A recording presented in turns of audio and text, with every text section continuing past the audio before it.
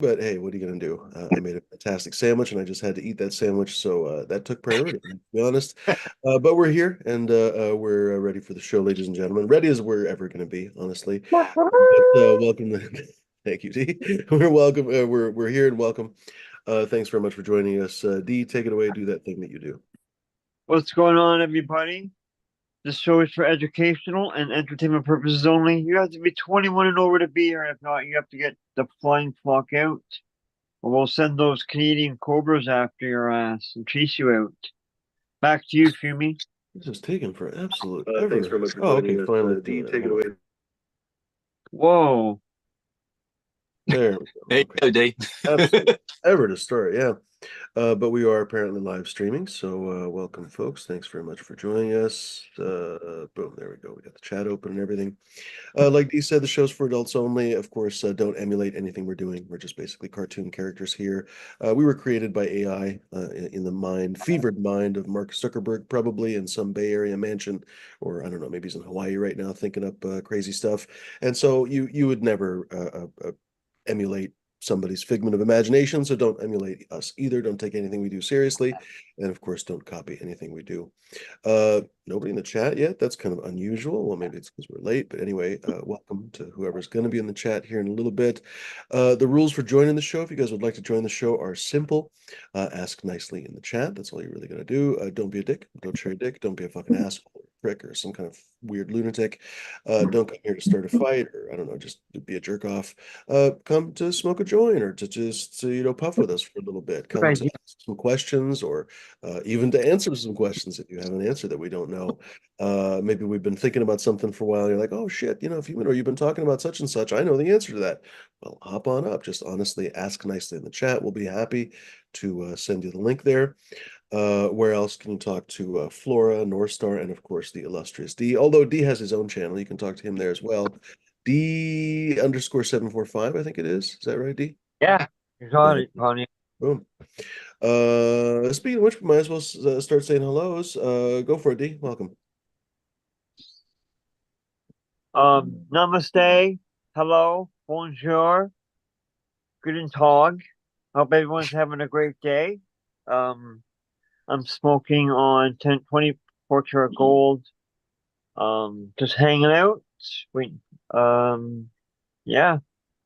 Hope everyone's having a great day. Hello to the chat. Hello lurkers, non-lurkers. Cheers. Cheers, D. Flora, go for it. What's up, buddy? Yo, just chilling, kind of stoned, smoking grape lotto, one of my own things, but Sounds yeah, good. I'm gonna chill. Yo, next your turn, Joel. Cheers. Go for it, Joel. Welcome. I'm sitting here picking a freaking splinter out of my finger. I was out watering my fruit trees earlier, and something got me in the finger. It's been annoying the hell out of me, so I keep looking down because I'm just messing with it. But hope everyone's having a good day. Yeah, Here we go. time of year, middle of summer here. I'm probably going to be taking a little break from social media and everything for a couple weeks, maybe the rest of this month, just to actually enjoy some summer and focus on getting stuff done and just take a little tune out time for a little bit. But I'm here for today, so let's roll one up. I think I'm gonna have a little Mac 1 maybe today. Something a little chill. Gosh, I always make fun of that Mac 1. What do you like about it? It's still it's obviously it's a keeper. People have had it for several years now. I like the flavor of it. I think it tastes good. The Stone for me is strong, but it's also relaxing and mellow. But it's not like total couch lock. Makes me feel relaxed. If it's the first thing I smoke in the morning and I have coffee with it, I can actually be kind of functional as long as I don't smoke a big fat bone to the head. If I just have a bowl and a cup of coffee, I can go about my morning and do whatever. It's not going to put me down. It's not the kind of thing that I smoke like this time of day now in the afternoon after having to smoke earlier and I smoke some more. It's probably going to make me a little bit lazy in the afternoon today, but I'm kind of doing that on purpose. I need to chill out a little bit. I had a bit of a panic attack yesterday trying to get so much work done, and I started like drinking too much coffee and smoking too much sativa. And I'm out in the backyard. I'm like, ooh, I'm shaking. And like I had to come in the house and sit down and take a bite of food and eat a little bit and just take like an hour just to chill the hell out. So today I'm kind of cutting back. I had a little bit of Buñuelos earlier, a little more sativa stuff earlier today, and I'm still got a cup of coffee here, so I'm having some back one kind of level out with me. Go two It's a really balls to the wall interesting, kind of deal. it's a really interesting component that we, I think, don't talk about nearly enough. I think, my channel, or at least my bigger channel, is called Humidor and the Flavors, and so a lot of times we talk about flavors and stuff. And I was just talking about kind of flavors and stuff with Flora before the show, and how I think a lot of people misinterpret how we talk about them. But one thing that we haven't really talked nearly enough about is not only having kind of a library of different flavors. It's lovely to have, oh, here's my Bud talks about well, Bud always smokes kind of nighttime stony weed, but here's my nighttime weed, here's my daytime weed, here's my morning weed. But like you say, also kind of important probably to have some mood management weed in there. And that, honestly, I think you might have nailed it too, besides the fact that it tastes good, is I have heard probably most often from people that they just like the feeling on Mac. And a couple times I had a little bit of Mac left over, or maybe bought it at the store. I don't remember how I had it with me, but I had a little bit of Mac and I smoked it with a couple of friends. And wouldn't you know it, they were about the giggliest they've ever been in fucking years. And they even told me, like, holy shit, I don't get this giggly on other weed. And here I am talking about how I like giggly weed, right? So, how do I put it? It's very interesting that you could have a weed that can kind of interrupt your day like that. I remember when I used to run my tasting group, kind of these shows, ironically, are what used to be my tasting group. We'd smoke a lot of weed in the evening, honestly. We'd get together for, not everyone would stay for the whole evening, but a lot of the hardcore people would stay the whole evening. I mean, what are you gonna walk away from weed? Come on. So we would get through, no joke, we would get through 20-25 samples, and I don't care who you are, that's a fair amount of weed, honestly, even if it's just a couple puffs at a time. But a lot of people would smoke a whole bowl. We wouldn't really do joints necessarily, but we would sometimes, if someone brought a huge amount, but a lot of times you'd smoke a bowl, or at least a half a bowl, and so after a while you're fucking lit. I would bring out train wreck crosses, and we didn't really even have, at the time, I don't think we even had a pure train wreck. We had a couple of train wreck crosses. I had one from Sub. I don't remember what it was, but it was some train Time wreck, wreck, Space Queen or something. What's that, Flora? probably time wreck. Fuck, maybe. Uh, but a couple other guys in the group grew time wreck, I remember. Anyway, regardless, it's not that important.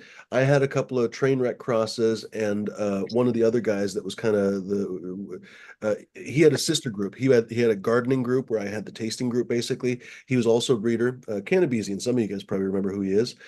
He had some really lovely train wreck crosses as well. Anyway, we would whip those out, and at first I kind of did it accidentally because I just kind of felt like a change in the middle of the meeting. But I saw such a response that I started to make it a middle of the meeting thing, because basically, let me describe it, as people started to get more and more and more stoned through the meeting, about an hour and a half in, they would start, instead of looking each other in the eyes and talking, they would start looking at the table and talking. And then before long, about an hour and a half in, they were looking at their shoes. And so as I would walk around looking at the room, like, walk around just kind of talking to people, literally everyone, they're still engaging and talking and stuff, but they were literally all like, their heads are dipped and they're looking at their shoes. And so I'd bring out train wreck crosses, and we, one puff, and all of a sudden everybody would stand right back up. It was like a bell got rung in the group. It was the most amusing goddamn thing. And like I said, the first time it was just accidental, and I was like, oh, that's interesting. And so the next time I tried it again, when everyone's all stoned and tired, and sure enough, boom, right there.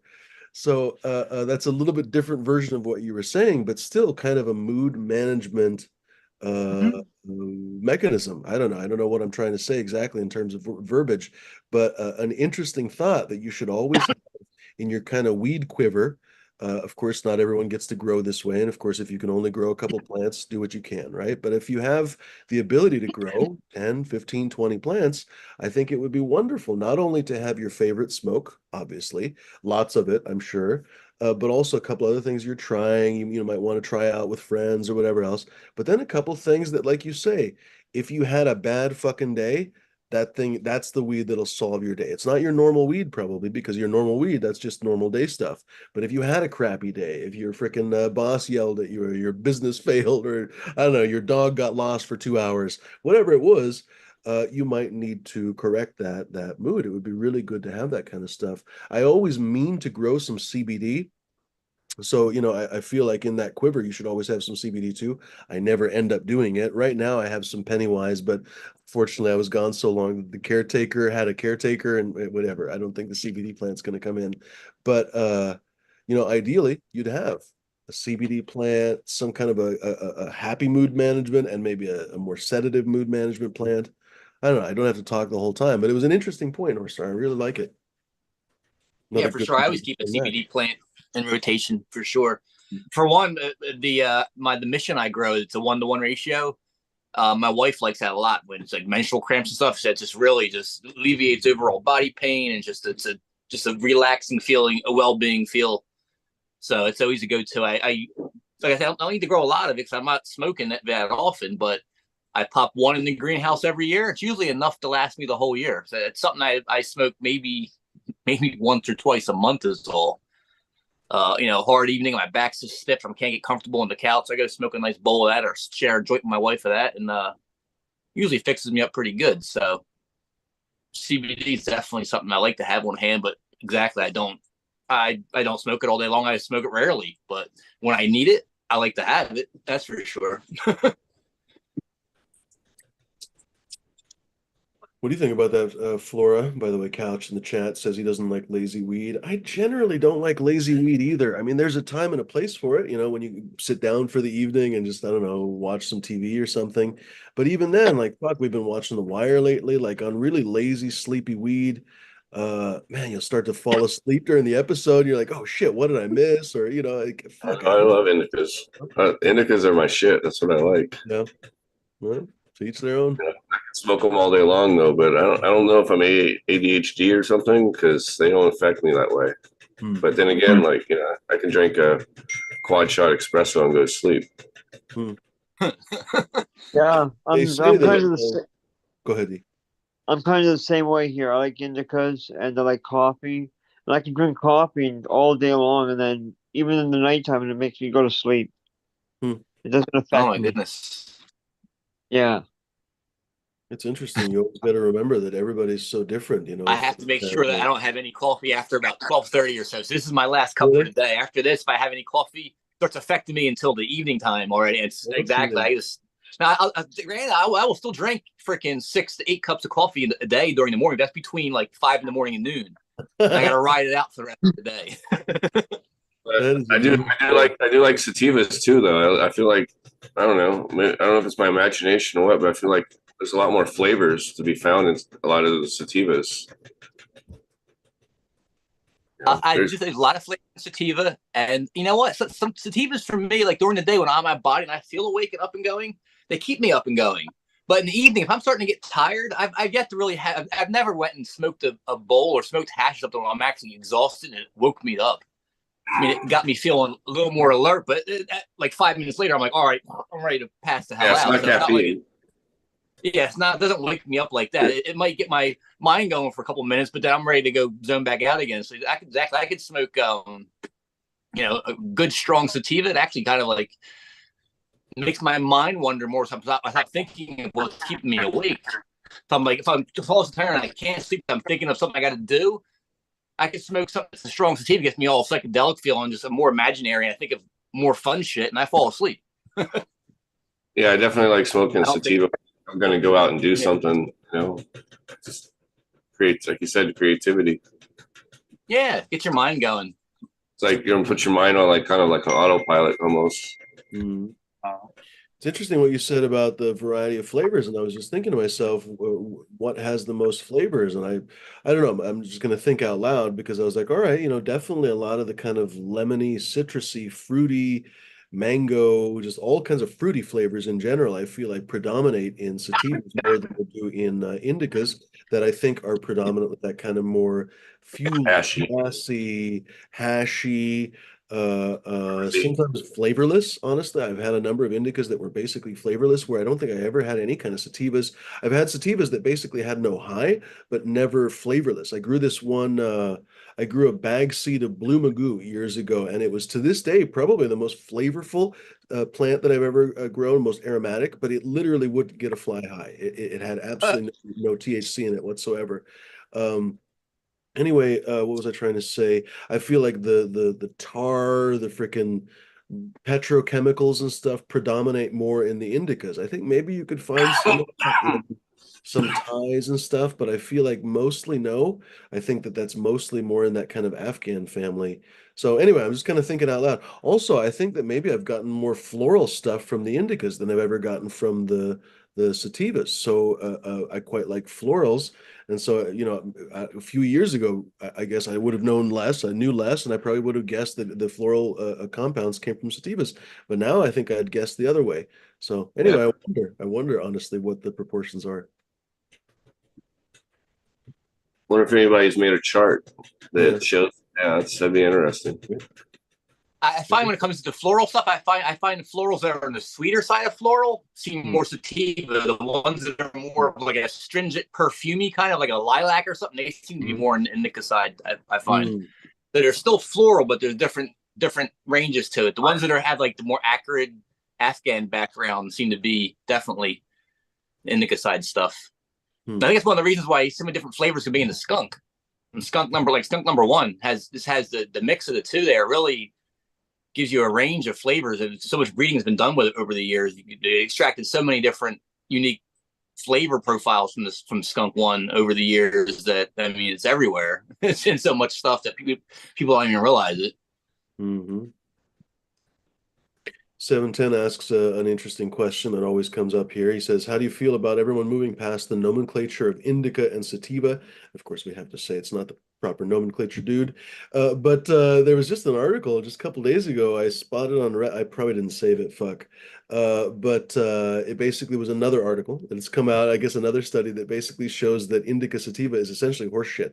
And I mean, yeah, if you know anything about weed, you know that the indica sativa thing is basically horseshit. We use it as a shorthand because it kind of everyone knows indicas and sativas, so it's like, man, people have tried to do the type 1, type 2, type 3 stuff, but oh, it's just too esoteric. I think there's too little general cannabis knowledge, even among people who spend all their time with it. Even among people who grow weed and stuff, they don't know exactly what type is this and what type is that and blah blah blah. I don't think that stuff is ever going to take off, or if it does, it's going to be a fucking while.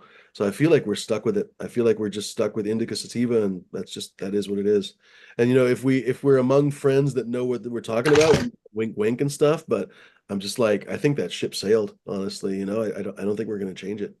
I don't know. What do you guys think? Is there any hope for being a little bit more Basics. accurate? I mean, indica sativa being from the aspect of being somebody that grows and breeds. Just knowing, I expect a smaller Christmas tree type plant from an indica base. It's a pure indica, and then from a pure sativa side, you expect a large, rangy, bushy, huge, stretching out everywhere. The problem we have nowadays is the indica sativa part of it is everything's freaking hybridized at some point. So it has indica buds, sativa growth, a mix of this, a mix of that. Nothing's really indica sativa when it comes to what you're seeing available anywhere for the most part. I mean, to get 100% pure sativa or 100% pure indica is just, very one-off It's kind of. true, the entire Very rarely menu of people are hybrids. growing that kind of stuff. Yeah. It's so hybridized that, oh, it's indica hybrid. Oh, it's branched. Oh, yeah, but look at the bud structure. I mean, it's mixed up. So they're trying to bring in, basically the chemotype variations into it, which makes sense because definitely just because a plant's sativa tall and range doesn't mean it's going to have some kind of electric high all the time. Certain stuff is in the mind, but it can also be confusing and puts you down to where you can't really not very productive at all because you're all fucked up in the head. And likewise, indica is more of a body high, people per se, but it can be a electric awakening kind of body high where it makes you feel good and you want to get out there moving, but it's felt more in the body than in the brain. So I don't think it's really, I mean, as far as being correct, people should be expecting when they grow indica sativa, I don't think it's really relevant because everything's hybridized. But from the basics for a grower, it should give you an idea of what the plant should look like. The same problem is everything's so hybridized, I think. That was eye-opening to me years ago. Call me naive or whatever, but one of the very first times that I smoked a G13 cross was actually just about the same time that we smoked G13, basically at my tasting group. Somebody, I don't remember who, had some G13 that I guess they grew. And I think it was this one dude that grew, he always grew really cool shit. He grew like Cinex J1. Anyway, a bunch of stuff. You guys don't know him anyway. But long story short, he grew a G13 and brought it to my meeting. And I assumed it was going to be some knockdown shit because, you hear, oh, it was stolen from the lab in Mississippi and this and that. Who knows if it's true? But, you hear that it's just going to be the fuck you up weed. And turns out it was actually this really like electric, happy weed, honestly. And I think he actually showed us pictures of the plant. And sure enough, it has broad leaves and everything. So speaking of someone in the chat, J5, I think in the chat was talking about, what does he call it? J5 says, wide leaf drug cultivars is a mouthful. I'll say that. I mean, seriously, right? Like you go up to somebody, hi, what would you like? I'll take a wide leaf drug cultivar, please. Anyway, and then at the very same time, I had Roswell from, I can't remember if North Star bred it or it was basically from Sub as a tester. I don't Yeah. know if North Star bred it, but it was G13 to Space Dude, I guess.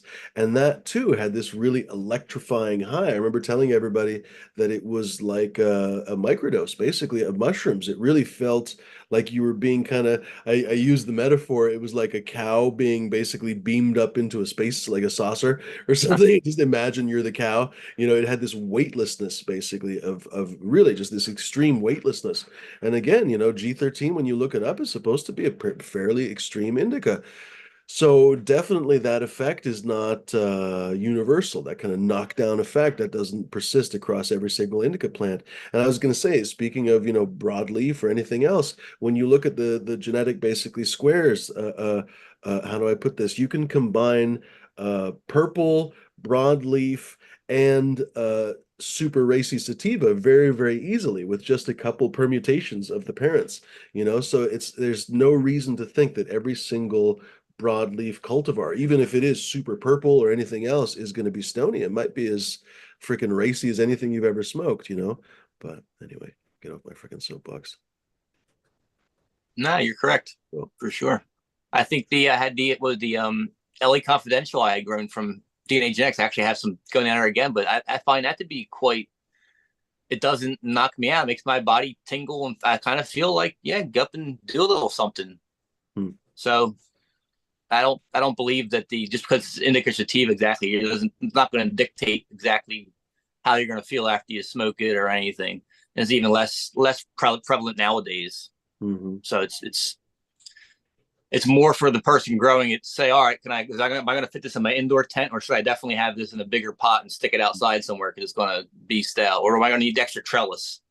It's giving the grower a hint of what they should expect. I think it's really all you're going to get from it nowadays. Otherwise, it's meaningless. It's just cannabis nowadays.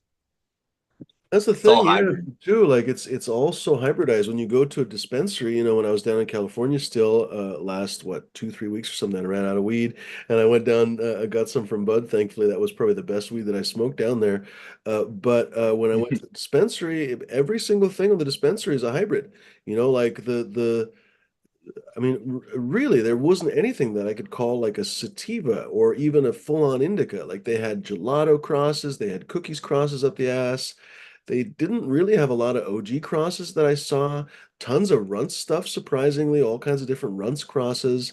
What else? Tropicana cookies, which I was almost surprised by. I mean, I guess those are all LA cuts, so I guess I shouldn't be so surprised by it. But still, like, not a whole lot of proper variety, honestly, And so you go in there and the bud tender was trying to help me. I was kind of looking at the menu and stuff, and of course they don't know that, I know what I'm talking about. So they're trying to help, like, oh, this one's more indica, and I'm just like, please, please be quiet in my head, right? I'm just let me focus. I don't want to be rude. Like, excuse me, I know what I'm doing. Anyway, but fuck what I try to say. Literally, like they're trying to help you, and they're saying this is more indica, this is more sativa. I'm like, no, I don't think it is. And sure enough, I actually ordered. I got the fuck did I get even? I got Bubba Kush, and I got which shit, Bubba Kush. That should be stony as fuck, right? I got Bubba Kush, and I got not lemon cherry gelato. I got it might as well have been lemon cherry gelato. It doesn't really matter. It was something like kind of a fruity, yeah, 100%. It's basically the same inbred gene pool, you know what I mean? So, like, the funniest thing was that was far stronger than the Bubba Kush. Literally, it was stronger and it was stonier too. I mean, it was more grab you in the face by far, but it was also stonier than the Bubba Kush. And the Bubba Kush was like had some little purple in it and stuff. It was definitely a Bubba Kush cut. It was light. Honestly, the high was kind of light and like pleasant. I don't know how to explain it. So how do I put it? Even how you grow it matters so significantly, right?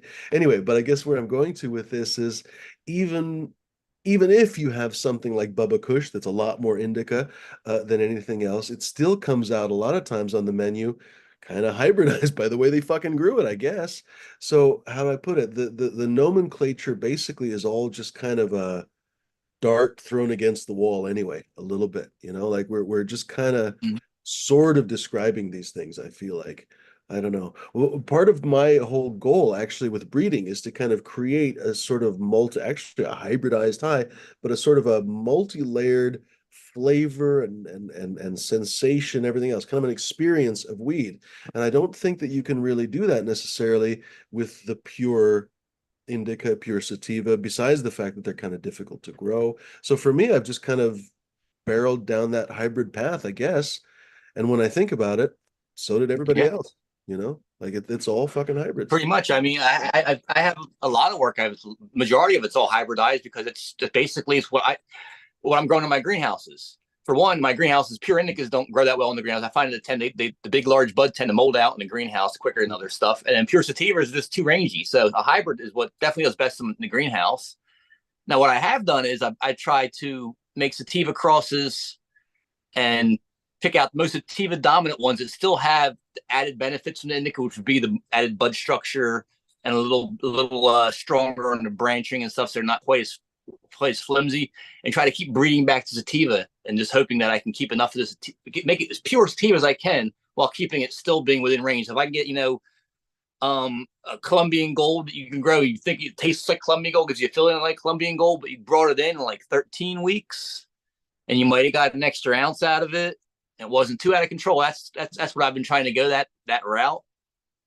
It is difficult because in order to keep it that sativa, I have to keep breeding into with pure sativas. So at the same time, trying to trying to maximize the hybridized features I'm trying to get in there, like the bud structures and stuff. It's just really hard to not have variation still. I don't see myself getting one of these lines to where it's going to be a pure sativa, but still has benefits of an indica growth structure to it without having variation. I'm going to have to basically take one certain cut and keep breeding back to a certain style of cut all the time. And for me, it gets too inbred, and you start getting weaknesses again that pop up from being inbred so much.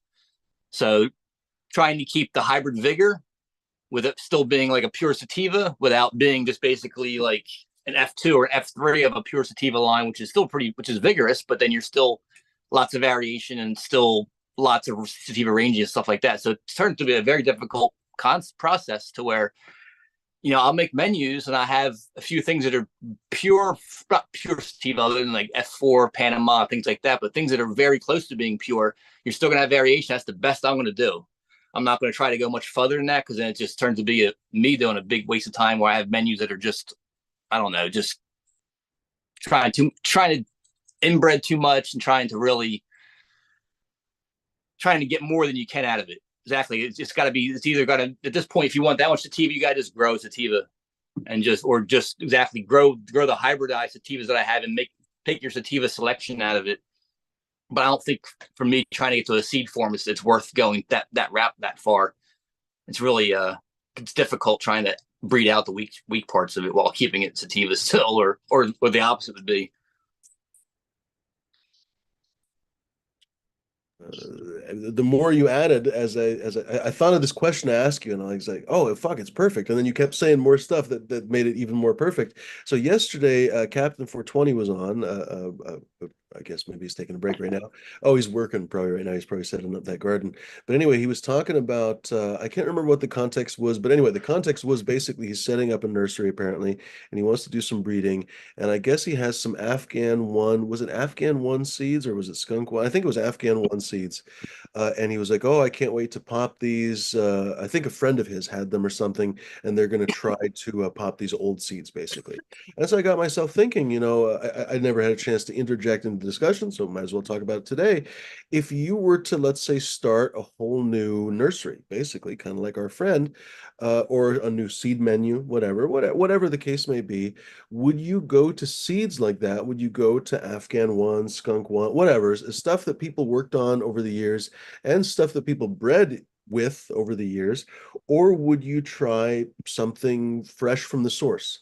And I guess I'm leading the question a little bit, but that was my thought yesterday. I was like, oh shit, why would I try Skunkman Sam's breeding from 30-year-old seeds when I could just literally get on the freaking phone or on the internet and go to any of these different landrace companies that sell like pure Afghan, pure fucking Pakistani, pure Indian land races. There's guys that sell South Asian land races. There's guys that sell South American land races. Just you name it, right? And so if I wanted those genetics, I was like, fuck, why wouldn't I just go back to the source and get untainted gear to work with myself? So I don't know. What are your thoughts? Also, you, Flora, I wonder what both of you guys think about it. Well, as far as someone getting untainted gear, I'm skeptical of any of the banks that are on in social media and stuff. I have no idea where they're based out of. They're really got the genetic stuff, real stuff. So, as far as like pure Afghan seeds that I've gotten recently, the ones I have gotten were from a vet that came back from Afghanistan and brought seeds back. I got some seeds from him. I've given them to Gooey Breeder. He's actually working them to making a new Af Gooey. And then he brought back from a friend of his in Colombia that goes around with his from family farms down there. Basically, you have to be somewhat connected to some of the family farms to be able to get to these places because they're kind of protected by cartels and so forth to be able to get to the seed stock to get, a fresh stock of some Santa Marta Colombian gold and Punta Rojo. So I feel reliable with those sources. I don't know anybody in Thailand or India, so the last any kind of stuff I have of that would be like Mandalay seeds. I felt they were rather reputable with their stock from India.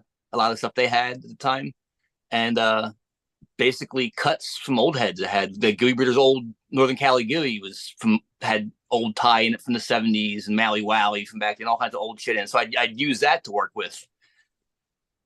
Myself, I'd pop the old seed to see what came out of them, and that's the route I would go. I don't know what's about so much about popping new landrace stuff because I'm also a bit skeptical of how pure the landraces remained over the years.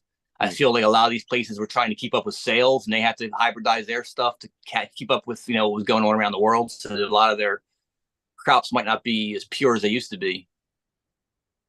I mean, I imagine you go to Jamaica now as opposed to 30 years ago, and they're probably selling you take off a seed bank and they're growing it in their backyard at the resorts as opposed to stuff they were growing that was generational type stuff.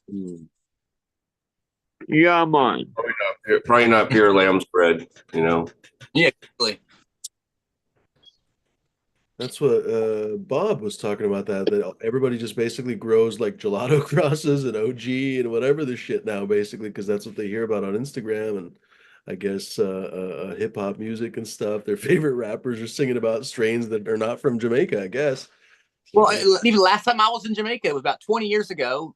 We came back for after a honeymoon a couple years later, I'm back again, and the guys are there, and I had brought some of my own bud with, and the guy's trying to sell me White Widow.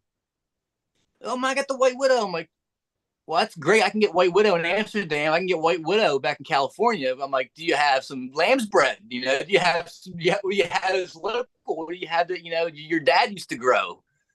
Oh man, this is better. I'm like, yeah, it looks better. Yeah, I'll give you that, but it's not what I want. Yeah. I want this shit that sticks to my finger, that sticks there, and it sticks my whole room out like this funky sativa stuff. So, it was already happening 20 years ago. They were already growing what was popular at the High Times Cups. So I can't imagine now. I feel for a lot of landrace bud might have been destroyed all over the world due to all the, especially with social media now. Oh my goodness.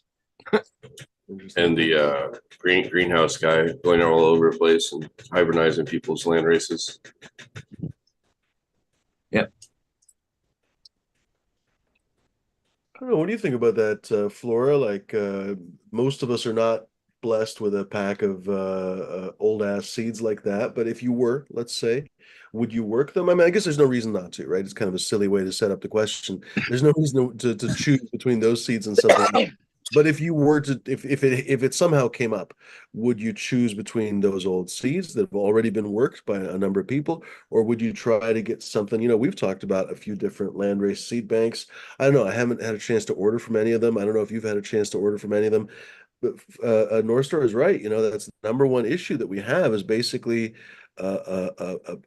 fuck, I had the same issue. I have no reason to doubt the seeds, but the names, we don't have to talk about who it was right now. The names were all over the place, and the guy gave me the wrong names, and we had to actually triangulate what the fucking names were. Uh, that happens all the time. But not only that, but there's so many shysters in cannabis, you practically can't tell who's who anymore. Uh, a lot of people have an incentive to just lie to you, and they might be in Orange County somewhere, sitting in a warehouse, and they just have a stack of seeds, and they're just like, okay, just scoop out some Afghan one, and that's the Afghan one now. I don't know. What do you think? That's where like I think genotype testing is like important, like number one there, right? Because you want to know what you got. Like that was the whole reason in the first place. Is like verifying cuts because I didn't believe that. I thought people changed the names, right? So I send them into those places and get them tested, find out what they are, and maybe they might be something you still want. It's not what it's named. But as far as like the old pack of seeds, I think you just got to grow them out and see what they are. If you can even grow them out, if you can even give them the pop, it's got to explore. And the new stuff, it's the same problem. You don't know if the old guy was telling the truth or the new guy's telling the truth. You don't know if anybody's telling the truth. It was a fucking drug trade. People were trying to make money. We've talked about that too, about several old timers whose stories don't quite match up, right? And so basically, a lot of the old timers that people take for granted because, I mean, shit, why would grandpa lie? Grandpa is known for lying. You know what I mean? There are plenty of grandpas that lie about all kinds of fucking stuff from World War II to anything else, right?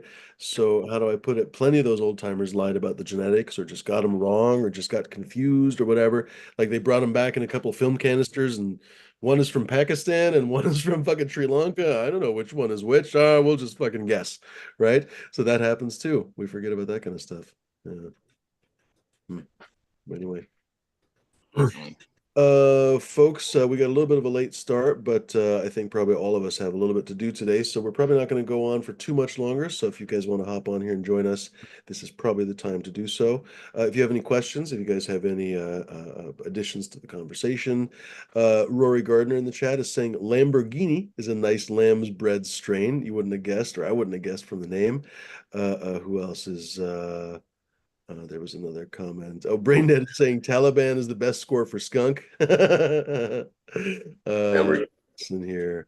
That Punta Rojo, I've been jonesing after that just after hearing we had Breeder Steve on the show like fucking long time ago, like 2 years ago or something. He was such a comically hilarious and interesting guy to have on the show, but he was talking about all those Colombian strains, Santa Marta Gold and Punta Rojo, and there was another one too. I can't remember what he was talking about. Anyway, what else is going on, gentlemen? I don't know. Any special plans or ideas? What about you, Flora? Driving the heat down here. How hot is it? It was pretty fucking hot driving back. By the way, North Star, I didn't have a chance to drive through Santa Rosa. I'm hoping maybe to come back down in a month or something. We'll see. We can talk offline or something. But fucking it was like 110 degrees on the freeway somewhere. I stopped to get gas and there was one of those. I can't remember where it wasn't Santanella, but it was one of those places, and it was already like 6 o'clock in the afternoon. It was still like 109 point something degrees. Oh my God, people live in those places. D is all happy. It is here, 109.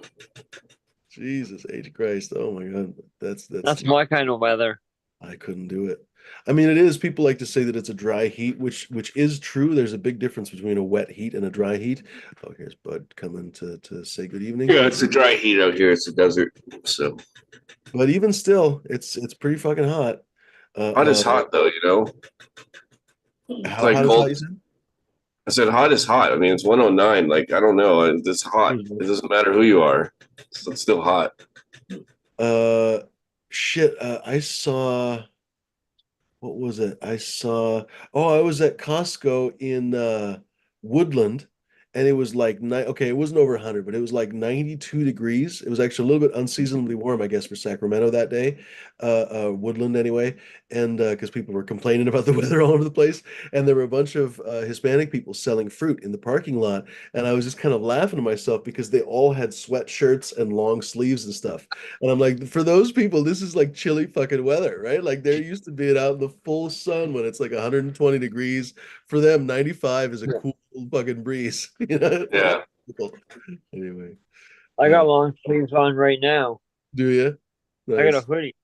That's funny. Oh, do you have a high noon safety meeting sweatshirt? I was gonna show this off. Oh Holy yes, I cannoli. do. Look at Hold that. on. I got my. Hold on. Let me put this down. Well, I'll also do it now. I got my humidor. Hold on. Let me trim my thing off really quick. My I'll spotlight you.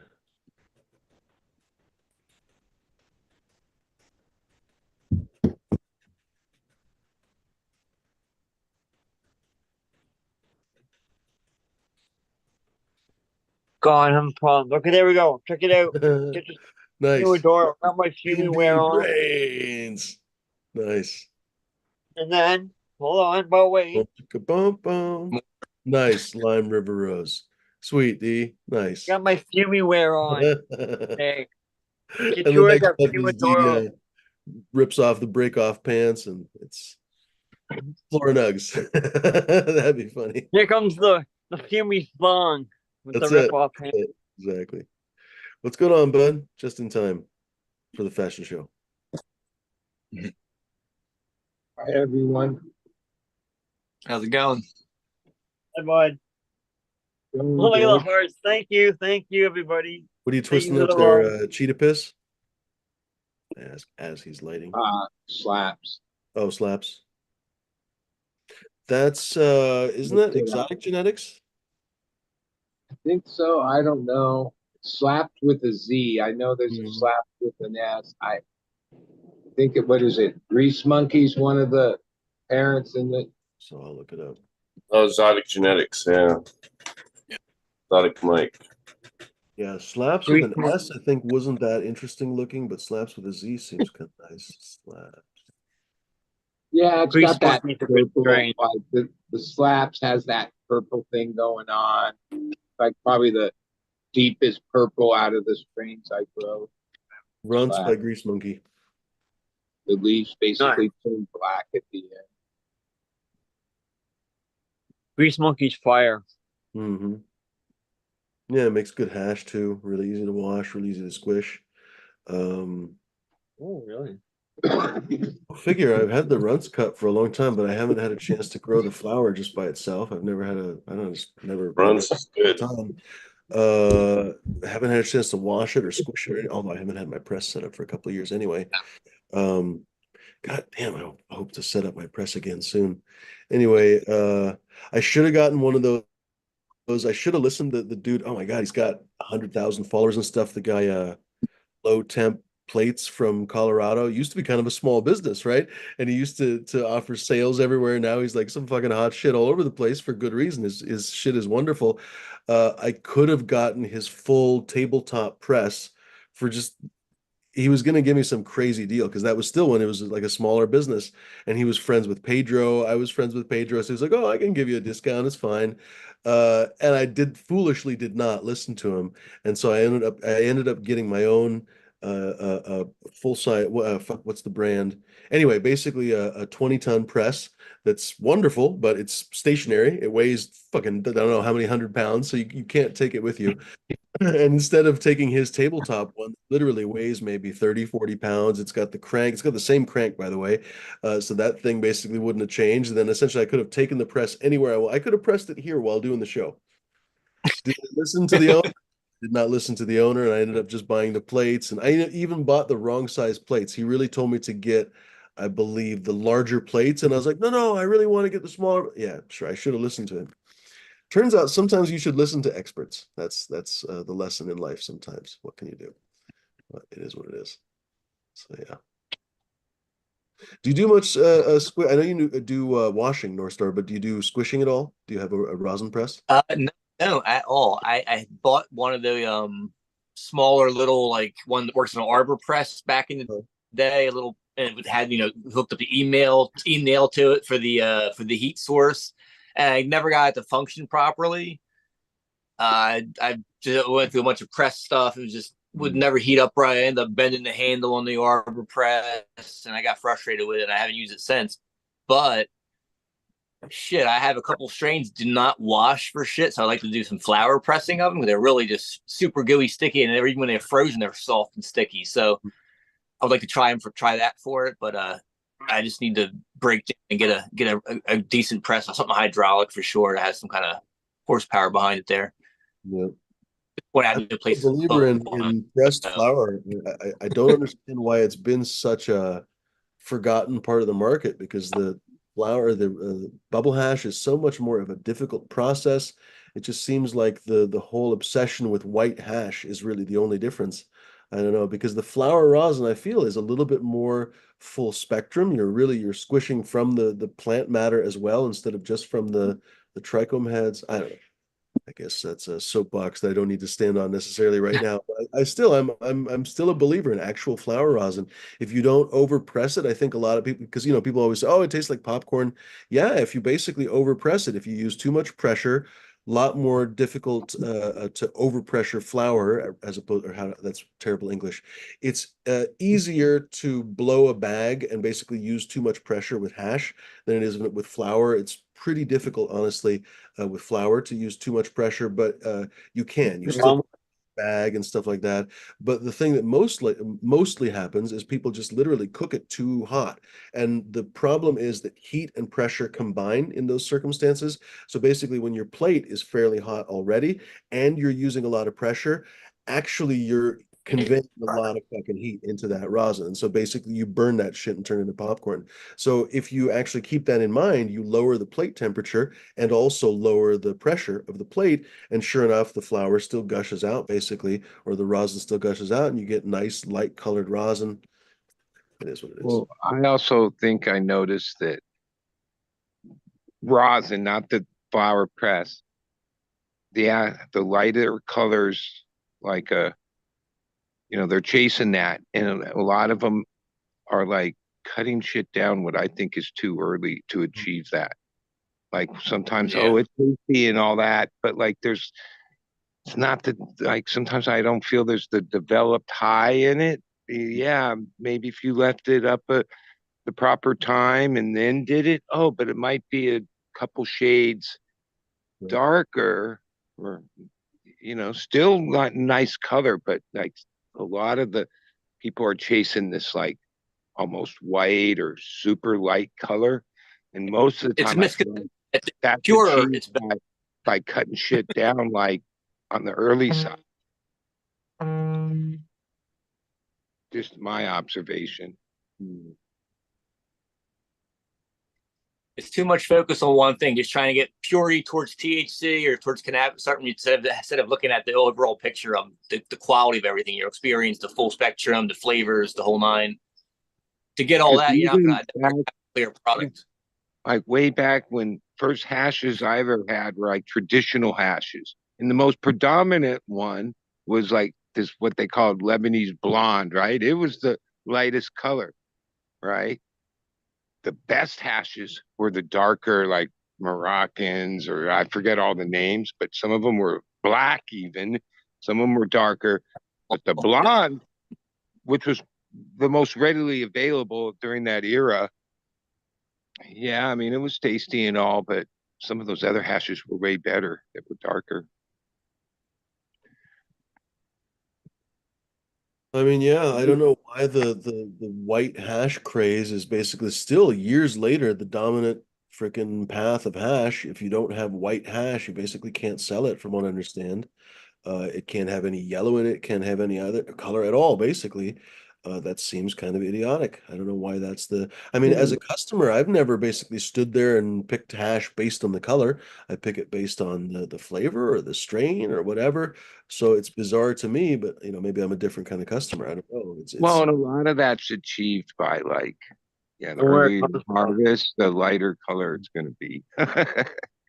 Yeah, that's what I'm saying. Why, well, I guess the grower and the I investor like a nice hunk probably like are that. happy to harvest earlier, but the product would have been better. Oh yeah, that's real hash right there. That's not light Yeah. hash, 100%. Well, I think I mean it's same in flour, but I think What- the hash market's matured now enough to know that there's two products of hash on the market: the uh, mass produced or bulk products, and then the craft, whatever you want to call it, 5 and 6 star, which is Right. kind of, you got to know who you got to know to get a hold of that.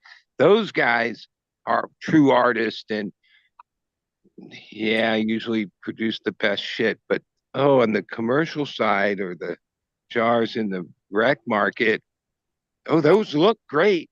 Like they do, they got the look down, but most of those aren't very good actually. I And a lot of that's, I think, just I some got of a their hat. techniques. I mean, I've taken down weed early many a times. Yeah, the highs is not always there. And that doesn't, like, one thing I believe is there's no magic in hash making. Like, the weed is the weed.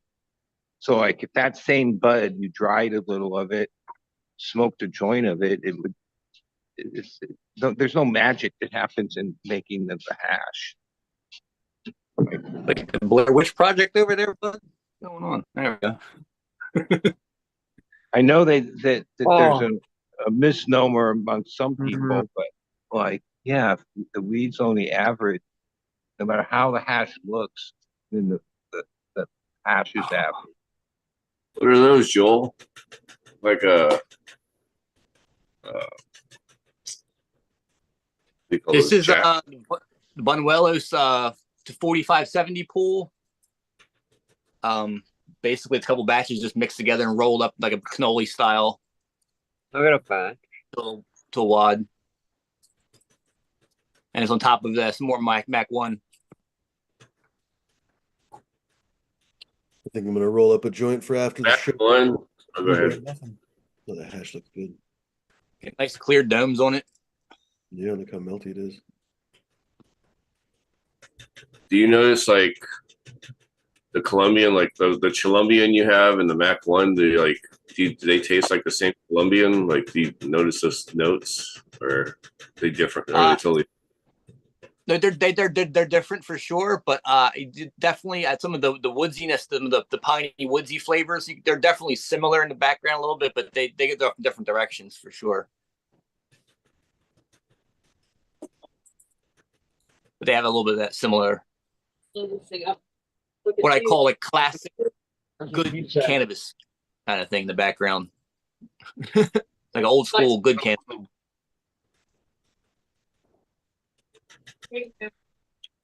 Laura, you were talking before the show. This got me thinking a little bit about going back to your roots. You were saying like, oh, have you ever thought about kind of going back to what you were working on? Well, you were talking about how you actually are popping a lot of your older stuff.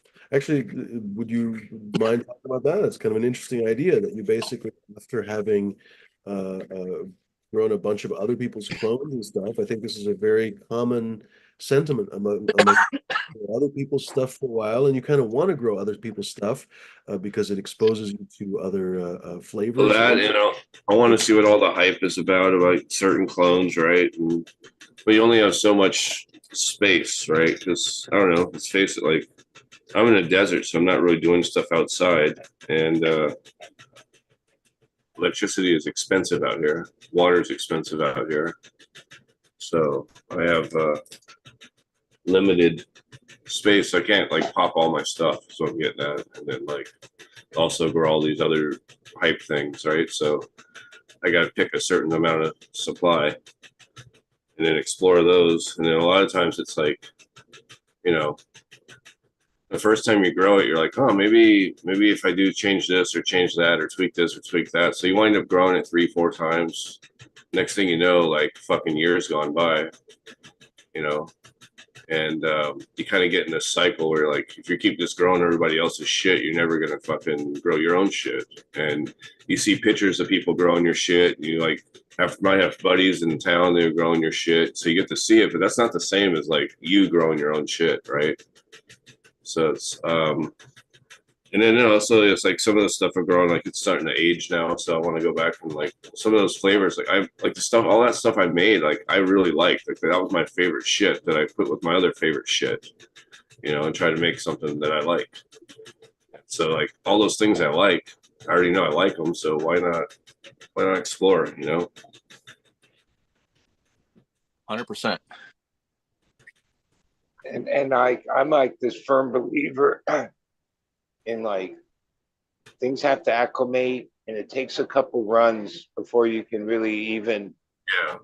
like some strains get your environment, your whatever makes the better. Like even this one, a new one that I think that's now the third batch. Oh, they all look good and they smell good. It's a Sherb Crasher. Somehow, I've been smoking some of the newest one, and yeah, it got really stony all of a sudden. Where the other two tasted really good, but I didn't think it was the stoniest weed. And then, oh, now the third batch seemed to have kicked in now. Yeah, it's like that takes time. Like, even if it's clones or seeds, yeah, I never make any like decisions. Oh, definitely not on the first run. I get an idea of what I like, but then the second, third run, then I'll start calling certain phenos or go with one over the other. But I don't know. I think if you try to just do that on the first run, yeah, I'm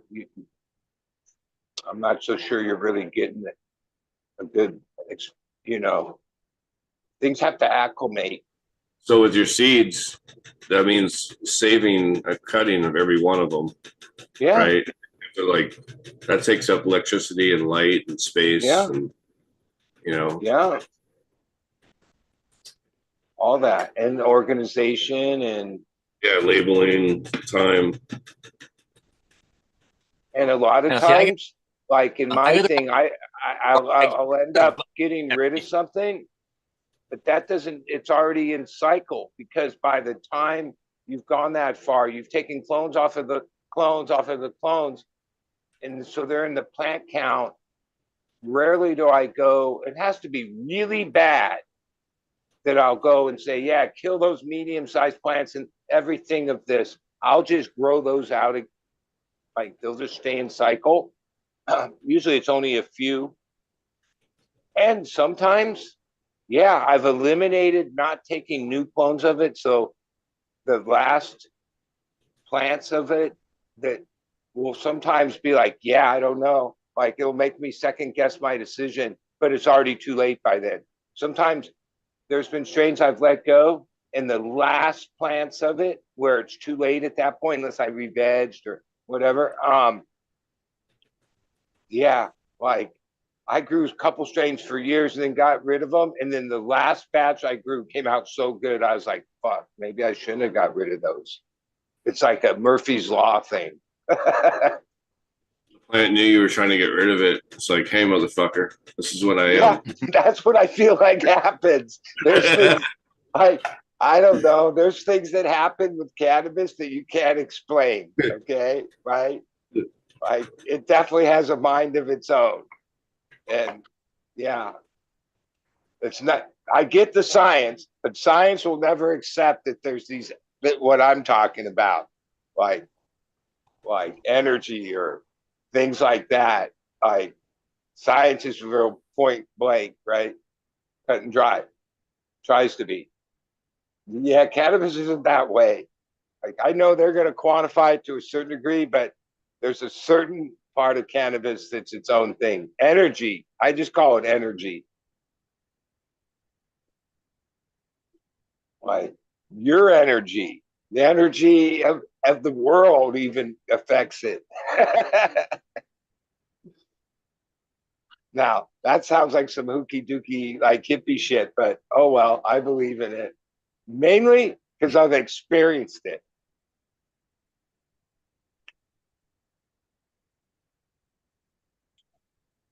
I know today some people are much more data driven.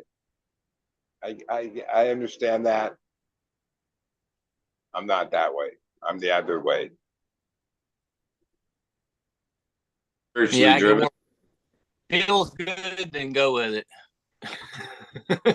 Yeah, there's relationship. I really see that sometimes when I see other people grow out, like I give cuts to, and not that they do a bad job or anything, but there's their energy. Their bud has their energy. My bud has my energy. Your bud has your energy. That's undeniable to Mm-hmm. me. That's why a lot of the commercial bud is boring. Yeah, I Got like a lot make of it is if you come to the plant as like a money grubber, whatever, I've explained what that is. Most people should understand. Yeah, you can take anything and grow it a certain way, and that's what it is. Like that Yep. energy is like you can't get around that. They can have all the murals, all the fucking branding, everything, but if the main purpose is money, yeah, somehow the plant doesn't respond well to that. It understands everybody's got to get by. It does do that. But yeah, when you start trying to fucking squeeze it for everything it's worth, yeah, no, don't dig that. I was just gonna say you don't even have to be woo-woo about it, like honestly, we've talked about bricks on this show. We probably should talk about bricks more often. It's not really that useful, I feel like, in terms of chasing bricks for growing, but it is definitely useful for analyzing bricks in terms of kind of the final flower. I've had, I guess, the last year or so, I haven't been on the ball with really checking bricks, but I was tracking my bricks, and every time I had what I considered a really, really killer harvest, it was also a really, really high bricks harvest too. I don't remember the numbers, what, 19, 8, I don't remember the numbers now, but anyway, high enough that I was like, oh, okay, we're making progress. Um, It a part of the process of it, consistent watering, consistent feeding, that the plants were getting all their nutrition, that they were not stressed out. Like it was basically like it was almost having a high bricks reading was an indirect diagnosis of a healthy plant, a kind of Well, I bet you that transfers right over to like our food supply, right? Because some years the cherries or the grapes or the peaches or the oranges are they're fucking killer. Some like they're so tasty. Some years less so. Most likely, if they were doing data, they probably are at some scale. Yeah. However, it got there. The plants with the high bricks, whether it was a tree or whatever, put out that fruit that that was so good. Because yeah, I love grapes. I buy them every year when they're in season. They hit the mark. All of them, the green, the purple, the fucking reds. I bought some grapes at the store where I'm like, damn, these things are fucking good this year. I remember a couple years where it was hit or miss, right? Same with peaches and nectarines. Uh, yeah, I think that's probably like plants are plants. That those, however, you got to the good bricks level, like you say, the watering and all the cycles and the weather and everything. Yeah, I don't test things like that, but I believe that there's a correlation. Well, maybe this and more subjects we'll solve on next high noon safety meeting. Although North Star, you're taking a couple of weeks off, you said, right? I think I am. Yeah. Well, I'll enjoy your September more likely. right on. Enjoy your time off. Certainly, I hope you have a good chance to unpack and relax and all that kind of stuff. I think maybe we'll start bouncing here. We probably all have some stuff to do, so I don't know. Might as well start saying our good evenings. Slick looking sweatshirt there, D. I bet you found that on Fumidoro.com, where everybody else could also find their hygiene and safety meeting sweatshirts. I did. Anyway, How'd you know? who wants to go first, gentlemen? Well, I got here last. I'll go first. Have a good week, everyone. See you over the weekend, D. All right, bud. Stay safe. Yeah, man. All right, I'll go next. Go for it. Thanks for having me on. Hope everyone has a great weekend, great week. See everybody in September. And I'm going to promote the website, geneticsupply.com. You got to check it out. I got 2 lethal injection menus just put up there, and they are also on sale for the lethal August sale, which means all 4 of those menus now are 35% off. There's no code needed. And there's a bunch of the new stuff is also coming out as promos. So you get double down on it if you get some of those. Other than that, everyone have a good August. Be good to each other, and I'll see everybody after I get a little vacay time from the telephone. Yeah, man. Cheers. Hope it is fun. There you go. Go for it, Flora. Yeah, I'm just gonna say quickly. You guys have a good one. Peace. See you guys Saturday. Cheers, Flora. Good to see you, buddy. Right on. And D, so is that a confirmation that we're having a takeover on Saturday? Yes, sir. Saturday, 7 o'clock Pacific time, 10 o'clock Eastern Standard Time. Check your local listings. And don't forget to check out Fumidoro.com. Get yourself some sweet threads like this one right here, the Team D. I'm going to go have some Indian food now. I'm friggin' starving. Hope everyone has a great day. Thanks for everybody for tuning in. Thanks as always, Fumidor, for putting this shit together. And Damyawa. See you, D. Hope you have some good what? I actually didn't even have a chance to ask you. Butter chicken kind of Indian food or what? Tandoori or what are you going to be having? What do you know? Well, samosas for now. But I got a whole list. I'll show you guys on Saturday. I got a whole list of stuff because of Coral Rock. I'll talk more about Coral Rock on Saturday. Later, everyone. Rock the house out. Good to see you, D. So that's it, ladies and germs. I guess we'll call it there. Thanks very much for joining us. Don't forget to visit Damyawa. Don't forget to visit Fumidoro.com, ladies and gentlemen. And of course, don't forget to puff something wonderful if you can. Obviously, if you live somewhere where you're not able to puff something wonderful, hopefully you can treat yourself in another way. But again, be kind, be decent, be gentle. Don't be fucking pricks, dicks, or lunatics. Do try to grow something. I mean, it's a very helpful thing. Even if you can't grow weed, I mean, that's not a universal thing, of course, these days. But hopefully it will be one day. But I bet you could grow tomatoes. I bet you could grow fucking eggplants or aubergines, some people call them. You could grow some berries or something. I mean, I realize it's going to be winter season in the northern hemisphere, but still, you know what I mean. Try to grow something and get some rewards out of it. You know, it's fun to see something grow and to actually see something that you planted actually grow basically to fruition. It's it's like a sense of accomplishment. You know, there's a lot of therapeutic benefits, I guess I mean to say. Anyway, thanks for joining us, Couch Flyer. Couch Flyer says thanks. Thanks back. Midwest in the house, thank you very much for joining us. Hardcore, of course, but Kilowatt, always good to see you, for my friend.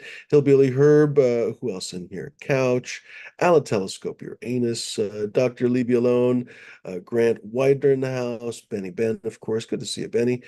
Brain Dead's hanging with us. Who else in here? J5, of course. 7. I think I get his name wrong every single time. I always thought it was 710 DP whatever, but it's 71 DPO. It's not 710, it's 71 DPO. I gotta ask him one of these days what the name means. Who else in here? Operation Annihilation, Jason Online 512, and finally, who's the last victim here? Skunk Apes Glassworks. Oh, Dr. DGC Jeff also hanging with us. Thanks very much, folks. If I did not shout you out, hopefully I'll shout you out next time. And so preemptively, hopefully feel yourself shouted out. Until then, thanks for hanging, ladies and germs. Be good and